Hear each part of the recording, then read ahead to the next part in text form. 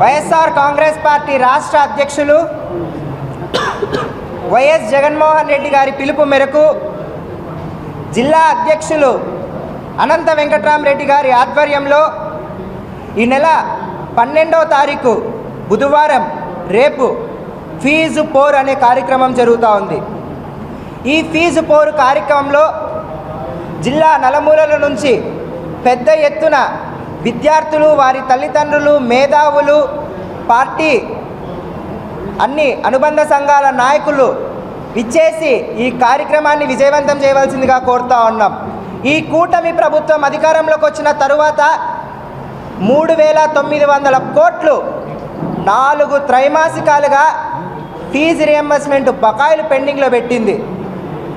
ఏదైతే మనం చూసాం, గతంలో జగన్మోహన్ రెడ్డి గారు 5 ఏళ్ళు కూడా పూర్తిగా కూడా ఫీజు రియంబర్స్మెంట్ అయితేనేమి, వసతి దీవెన అయితేనేమి, విద్యా దీవెన అయితేనేమి, అమ్మఒడి అయితేనేమి, నాడు నేడు స్కూళ్ళ రెన్యువేషన్లు అయితేనేమి అన్నీ కూడా విద్యార్థులకు పెద్దపీట వేయడం జరిగింది.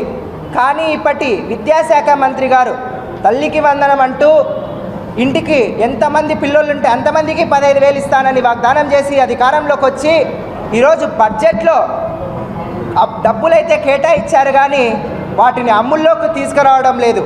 అదేవిధంగా మన ఉప ముఖ్యమంత్రి గారు కూటమి నాయకులు ఏదైనా తప్పు చేస్తే నేను ప్రశ్నిస్తాను అని ఈరోజు అధికారంలోకి వచ్చి మీ అన్నకు ఎమ్మెల్సీ ఇస్తేనే నీ గొంతు మూగబోయిందా అని నేను పవన్ కళ్యాణ్ గారిని అడుగుతా ఉన్నాను.